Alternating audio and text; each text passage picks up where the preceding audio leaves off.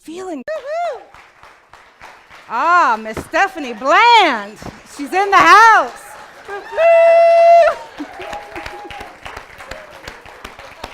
Ah, that is awesome. We are blessed. Yes, we are. Easter, feeling good. Yeah. Well, how many of you struggle or are challenged by the concept of the traditional Easter? Just show of hands. All right. Okay. I get it. I get it because as a student who studies biblical history, I've come to the understanding that in the ancient Near East cultures, the story of the virgin birth and ultimately the resurrection has been used by many traditions to depict the origin of gods.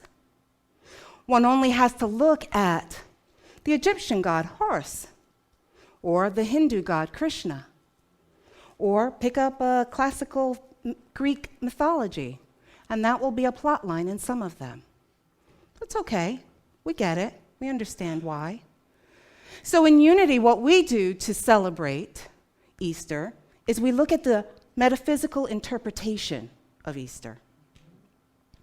And what we do is we look at releasing beliefs that no longer serve us, while making a commitment to a renewal of awakening our consciousness. That's what we do here. And I'm on board with that. I really am. And so the Lenten season, we have spent a lot of time looking at awakening our consciousness, looking at our divinity. And so I thought, well, how do we culminate that season at Easter? And I thought about the talk titled, The Art of Becoming Real. The art of becoming real. And what does that look like? You know, often in Unity, we think that it's about having positive thoughts and positive words, and only that's all that's needed. But what else is needed? What else is needed is that we are fully present to our life experiences and feel them at depth. That's an and. It's not an either or. So I know in my talks it may seem like I'm poo-pooing positive thinking. I'm not. What I'm saying is that is not all.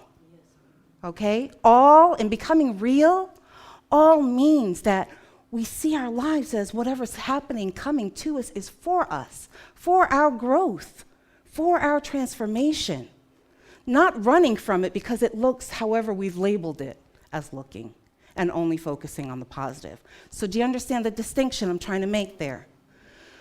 Okay, so what I've also seen with us in Unity is that when our lives don't manifest the way that we think it should look, right? We tend to think, oh, wow, I'm like a failing Unity person. You know? I can't even pass Unity 101. And then what happens is there's these weird phrases that come out. You know, you manifested this error in your life. You know, if you were more positive enough, this wouldn't be happening. Well, somehow, if you use the tools of meditation and prayer effectively, this wouldn't be your life. I call that metaphysical malpractice. Metaphysical malpractice. And you know, not only do we do it to each other, but we do it to ourselves. We do it to ourselves. So becoming real, the art of becoming real is, yes, we are focusing on the goodness and the positive. We are changing our language from struggling or challenging to opportunities. And we are present to feel those feelings at depth, to be in those juicy experiences. When I was on my personal journey of becoming real, my best friend gave me this book. Her name is Mary Beth. And I've got to tell you, I did not get this book as a child. She gave it to me when I was 25 years old. That's the first time that I knew of this book. And she wrote in here, "Dear Cherie, what is real is what we have become here. The pain, the tears, the laughter, and the hugs. The fears, the doubts, the worries, the long talks and long walks, and of course the potato races." Yes, we did do that. "And you by my side to share it all." That's the art of becoming real. So I thought that I would do today's talk a little differently. As you can tell, we've set things up. So I also want to do an aside here in that my vision is that we will have an LCD mounted projector. We will have a screen that is automatically coming up and down with a remote button. So I want you to hold that vision with me. We're looking at applying for some grants, and hopefully that will manifest. So hold that in your thinking, and maybe doing some upgrades back there, right, Bev? Some upgrades back there. All right, good.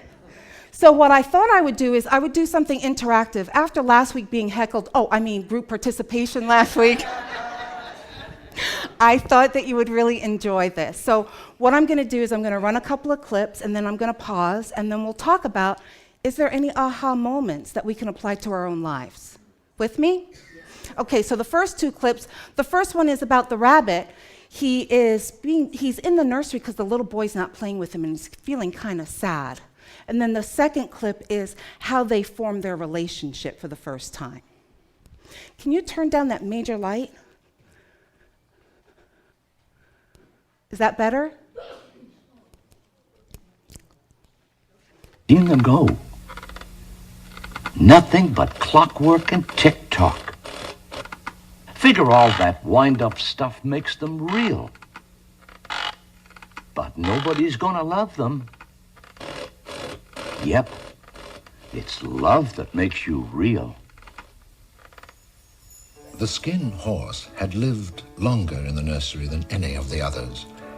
He was so old that his coat was bald in patches and showed the seams underneath, and most of the hairs in his tail had been pulled out to string necklaces. He was wise, for he had seen a long succession of mechanical toys arrive to boast and swagger, and by break their mainsprings and pass away. He knew they were only toys. Real. It's not how you're made. It's something that happens to you when somebody loves you. Not just to play with, but really loves you. Then you become real. Sometimes it hurts, 'cause being real isn't always easy. It doesn't happen all at once either. It takes a long time. And that's why it doesn't happen to toys that break easily, or have sharp edges, or have to be kept in a box. Generally, by the time you are real, most of your hair has been loved off, and your eyes drop out. And you can get loose in the joints. You get downright shabby. But these things don't matter at all, because once you are real, why, you can't be made ugly, except by the people who don't understand.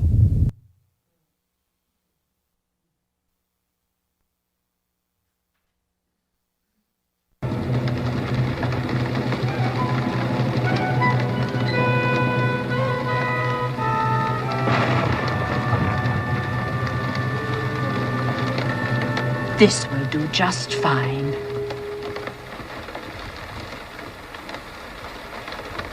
Here we are, then. A toy for you to sleep with. Rabbits are guaranteed to protect boys, yes, and girls, from storms.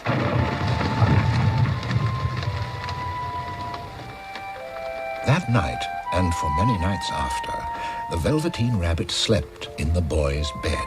At first he found it rather uncomfortable, for the boy hugged him very tight, and sometimes he rolled over onto him. He pushed him so far under the pillow that the rabbit could scarcely breathe. And he missed his talks with the skin horse on those long moonlit nights when all the house was silent. Does it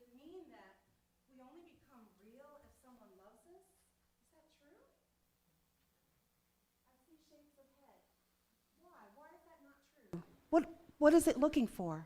What are we looking for? What does it mean underneath that?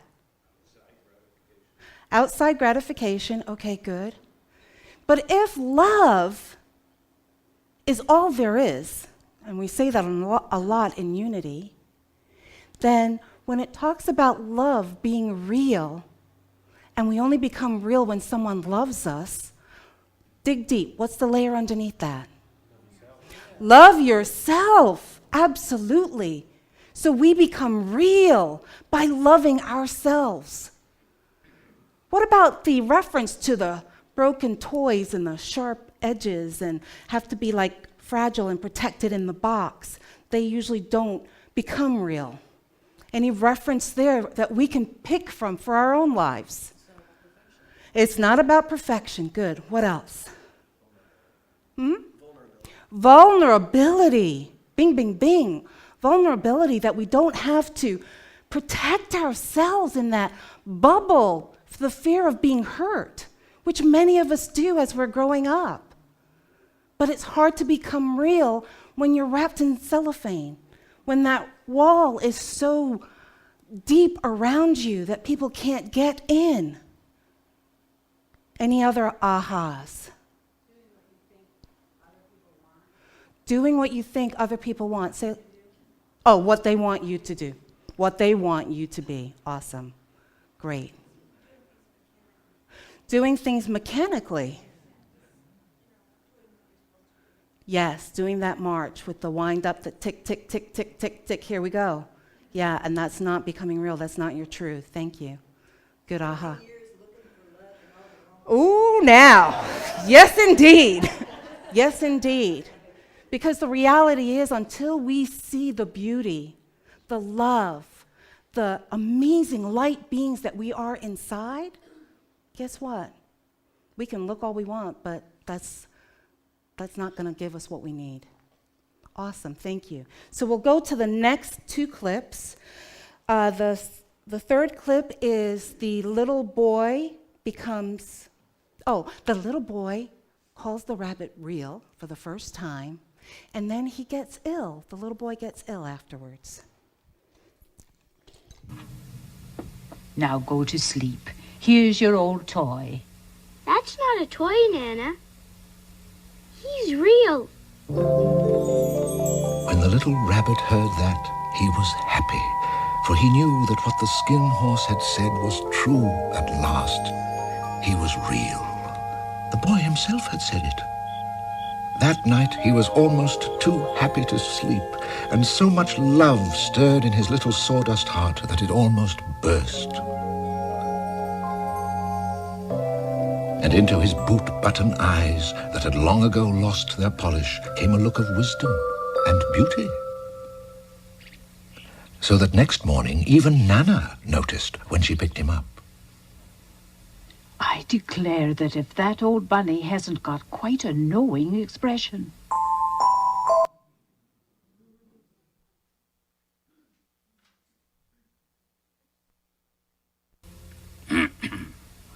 The boy is very ill. He'll need a good deal of rest. No excitement, you understand, and no visitors. We must make every attempt to contain the germs to this room. It was a long, weary time, for the boy was very ill. Day and night his Nana stayed by his side, and the little rabbit's sawdust heart ached so much to see the boy's pain. And he remembered the skin horse saying that sometimes to be real was to hurt. When the boy hugged him close for comfort, he felt very real indeed. Through it all, the tossing and turning, the worrisome, sleepless nights, the little boy needed him most of all.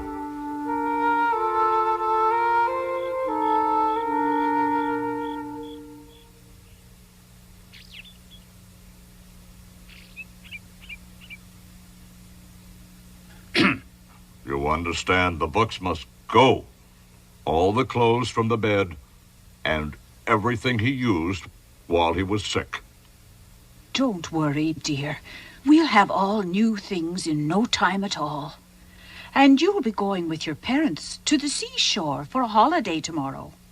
Absolutely everything must be burned. Certainly. That would be a good idea. Even this old thing? Surely it can't. That? Why, that's a veritable mass of germs. That, above all, must go. Wow. So it sounds like, did the boy manifest the rabbit? Did the boy bring that rabbit into consciousness? And then who's the boy and who's the rabbit? What do they represent? I'm all deep here. Come on, people.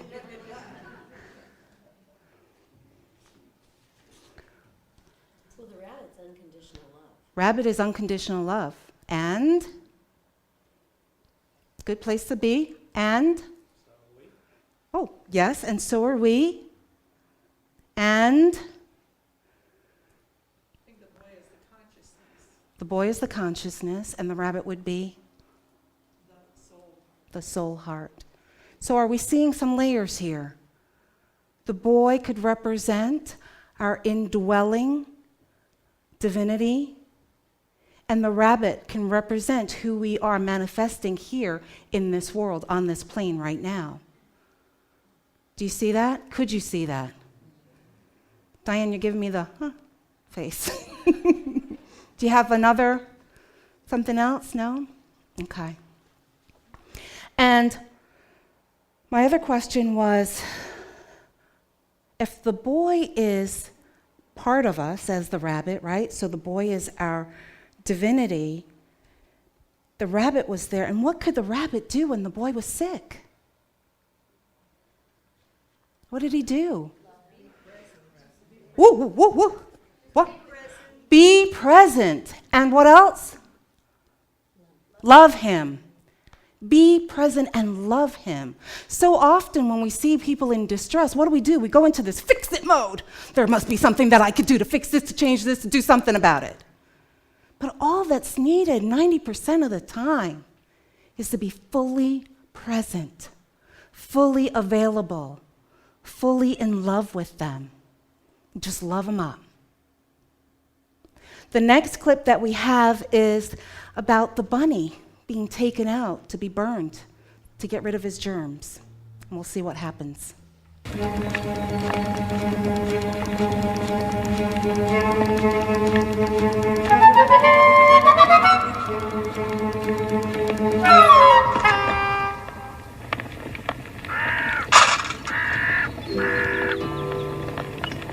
As night crept over the garden, he thought of the long sunny days he had spent there with the boy.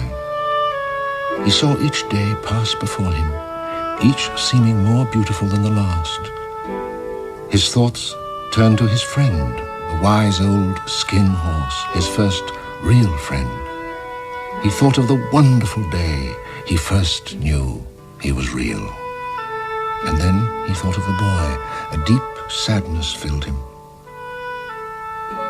Of what use was it to be loved and lose one's beauty and become real if it all ended like this? And a tear, a real tear, trickled down his nose and fell to the ground.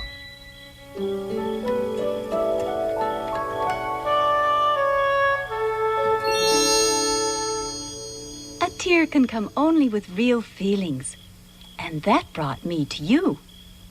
Don't be sad, little one. There are no endings, only beginnings. Now, we shall begin.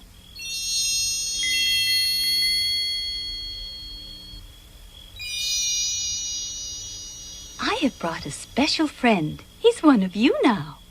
Hey, that's the fake rabbit. Be kind and gentle to him and teach him all he needs to know. And he will live with you forever and ever.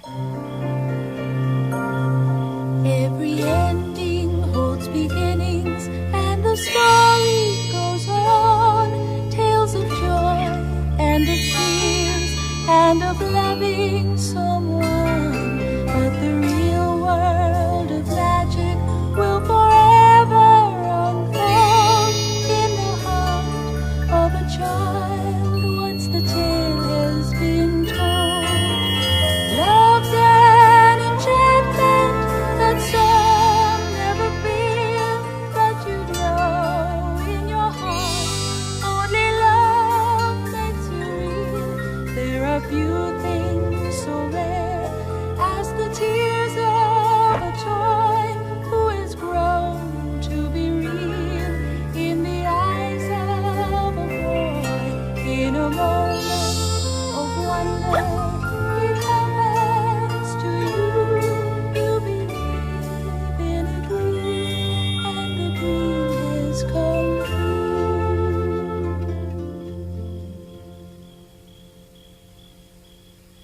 Are you sure he was a fake rabbit?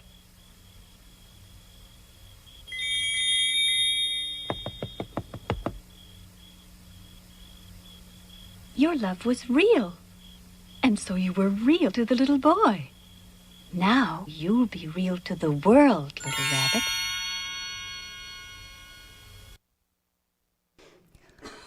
Real to the world.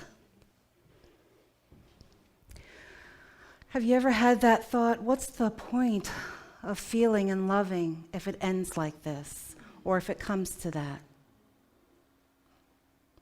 Yeah. But what do we learn here? Let's dig a little deeper. Yes? Surrender to it. Ooh. Did you hear that? I'll repeat it because it's so good. Yes. He accepted what was coming to him. Accepted it and felt it. You said one other thing. And surrendered to it. And surrendered to it. Wouldn't that be amazing if we could behave in that manner, knowing that what experience we're having right now, we accept, we surrender to it for our highest good. So I love this tale because of the many levels that there are. And as you are going out to spend time with family and friends, and they know our buttons oh so well, right? So practice this. They're here for our highest good. This experience is for me to accept and shift. So this Easter, I am really happy to be with you, and I'm calling you to become real. The world needs you. It needs your gifts. It needs your talents. And all you have to do is allow yourself to become real. So happy Easter to everyone. Thank you.